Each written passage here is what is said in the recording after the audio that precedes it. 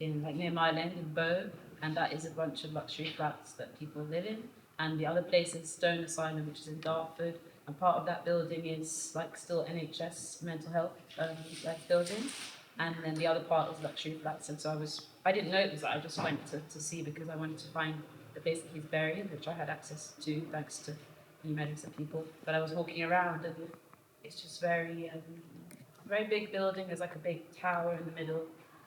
So in one way you understand why it's been turned into that from like capitalist real estate perspective. But I really wondered about what it would be like to live there and all the ghosts that must be in that building. Mm-hmm. Very, very weird. Anyway, I wrote a poem after going to the cemetery because it was quite a weird experience. And so this is called After Visiting the Cemetery. The earth shook, the rocks split, and the tombs broke open. Matthew 27, verses 50 to 52. The earth didn't shake. The chapel walls already made of split rocks. The tomb nowhere to be found. But the stones did speak in their splayed flint music.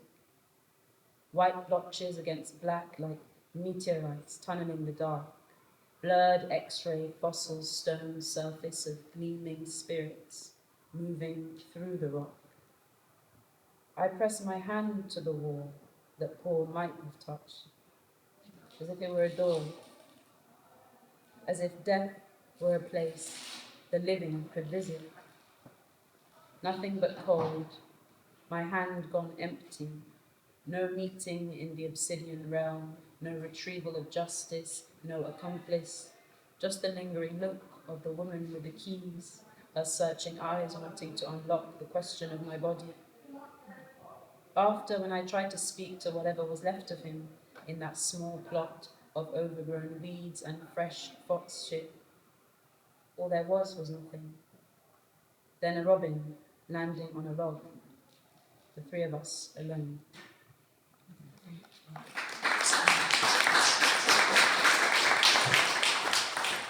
I feel like, when you're reading people, you have a duty to uplift, and I don't know if any of us have done that. Trying to find a fun. There are some funny poems. Don't worry about it, Remi. I try to find a fun one. Like, there are none. No, but this. So at the beginning of my research, I was looking into, the idea of queer saints, and it's kind of maybe almost a cliche now of like, queer people, trans people who've gone through stuff and suffered as saints. But I was interested in finding out what the rules of sainthood were, and you can go on the website, I think it's like the Vatican website, something, and they tell you what the rules are. And one of them is about miracles, that you have to have a miracle happen when you are alive and a miracle happen after your death. And some of those miracles include levitation, bilocation, healings. And the idea of bilocation being in two places or more at one time I found very interesting, from a trans perspective, from perspective of when you're writing you feel like you're going through different times. Anyway, so I will end with this poem called On Bilocation. If gender be a place, let me be everywhere but there. Let me stand at the peak of all its mountains, lie me down at the bottom of its deepest river, sow me into each atom of air, knot me up with all its tall and wild grasses, braid me into its topsoils and down, down horizons, as if descent were an antidote to wounding. Plant me in the black cloak of densest forest at night, feed me to all the creatures that roam its cruel geography, scatter me across every cave, field, ocean and canyon, thresh me from all its natural-born crops, tie me to its sky and force its sun to set. If gender be a place, let me be unfindable there. Yeah. Okay, thank you.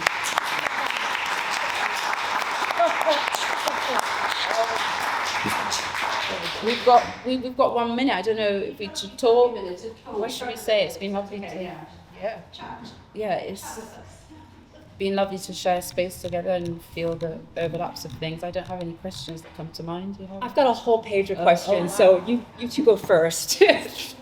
I'm sitting here feeling quite stunned, actually. If I'm honest, I'm not going to try and conjure up any questions, but I was really taken by the going through the archive, and especially this image of you going back into the space and yeah, it's something that I just like to kind of sit with really strongly with that. And I was just really like, I was shaking at the end there, because it also reminded me your last poem of it's a Spike Lee film about minstrelsy. Ooh. And it's called Bamboozled. Oh, wow. Thank you. And it's it's quite a stunning film, and a lot of what you wrote kind of reminded me of that. Yeah, that's sort of what's safe for now. I don't have anything in my mind, but if you've got questions, we might as well go. I do, but they're so long, and I'm going to ask you later because, like, Okay. But I think my first question I want to ask you was about, you didn't mention this, but Robert Downing, he was... Paul Downing, yeah. Oh, Paul. It's okay. Robert Downing, That's a poet, poet. isn't it? Yeah. Oh my gosh. Paul. Okay. He was chasing after buses, asking for his wife. He's looking for his wife. Right. Do you know if she was real? Yeah, everybody always asks me that, and I feel that she probably was real, but I couldn't find any trace Oh, no, of sure. who that was. But in the records, he says that he's been looking for her for a while, and I think the challenge is kind of, because there's so little of Paul's own life in his own words, and so much of what he says has been pathologized, it's really hard to know the real and the not real. And I think I tried to question my own thing of like, oh well, if I can find the record of the wife, then she's real. I tried to question that whole thing of trying to find proof, because You don't need it though. and if we go with the proof, i.e. what's been written, well, Paul isn't who I see Paul as. So I think I was trying to kind of like, I had that instinct, and then I just thought, okay, well, yeah, I'm sure he loved people and was loved by people, you know. But I understand that question totally. Yeah. Can I add something there? I think what's really interesting to me about your answer is it's making me think about how we can then construct our own knowledge system, your own way of coming in and doing that. Yeah, Right. absolutely. Rather than it being like, oh, well, it's validated by, it has this footnote attached or this Absolutely. attached. But Yeah, and I think because of when I was in the archive and all they were saying about him, which to me didn't ring true at all, I thought, okay, well, I'm looking at proof. This is a doctor, saying things, and it doesn't seem true to me. So what is truth? What is fact? So I think the process of researching just made me kind of trust my instincts much more and have value in this, even though it's a creative, kind of imaginary thing, that felt truer than the real things I was finding in the archive. If that makes sense. And that kind of ties in with my next question, which was, have you considered, or did you write in your pamphlet from the perspective of this unknown wife? Like, No, what it's her really story might interesting. have been? My partner was like, you haven't said anything about the wife, and I was like, wow, I haven't. But I think I was just really, the photo that I've seen is of Paul, and it's in the back here. Oh. I don't know if people can see it. You can, if you go on the internet, you can see this Oh, yeah. picture. But it's very, very striking. And so I didn't spend time on the wife, but I did a few workshops with this material because I just wanted to share it with other queer and trans people, and lots of other people were writing, trying to think of their different relationships and stuff. So I feel like if people feel drawn to, absolutely, but I didn't go. I referenced her in a few things, but I didn't feel like I knew enough, and that spirit didn't kind of come to me, if that makes sense. Yeah, that's fair. You kind of have to wait for that motivation, the muse to awaken. And then I had another question about, you mentioned looking at the archives in London, but you said that he was from Georgia originally, and so I was wondering if you were able to look at any archives that might be online that is based in Georgia, and if there is any information about his ethnicity being Black Cherokee. Right. So I looked on the National Archives, and I found the Dawes roll, which I knew nothing about, which is basically the roll of people applying to be certified members of the Cherokee tribe. And there's a record of somebody with the same surname who's an African American Black woman who's applying to be a member of the Cherokee tribe, and she says that she actually has like blood relatives who are members, but so you can see all those transcripts of her applying, filling in the form, talking about her genealogy, and on the last page it says denied because her mother was enslaved. So again, this isn't necessarily Paul, but this is the kind of challenge of people who are members of the Cherokee tribe but being denied because of ancestry. So I think that just built up an image in my head of why he might have left. Exactly. All these kind of things that we don't know.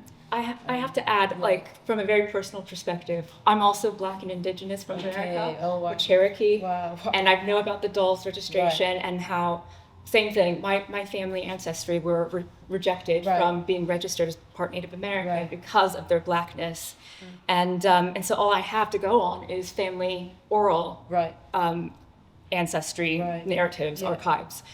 So my grandfather passed down what he knew from his elders and so on, but we don't have anything written down in legal form. So I'm glad that you said that. Yeah. And that you put that into perspective. Also, another thing that comes to mind is how the Cherokees enslaved Black people as Yeah. well. So there's another And I completely didn't know- conflicting. Yeah, I didn't know complex- anything about that at all. Yeah. And I think, I mean, you know, things are so complicated and nuanced, but that was something that just this project just led me to find out all this history that I knew nothing about, and I'm sure lots of people don't know about. So it's very striking. Yeah. I don't think we have enough time for more. I have so many more questions. We can to just ask chat you. afterwards. Okay. Yeah, we've got about 10 minutes before our final event happens, our corporate launch. Let's try to find a way to continue this conversation. Yeah, for sure. Because there's a lot to unpack, I think, but all of your three of your poems, it's been beautiful. Thank you. Thank you. Very much to see Sharp, Remi Graves, and Omikemi Bryan.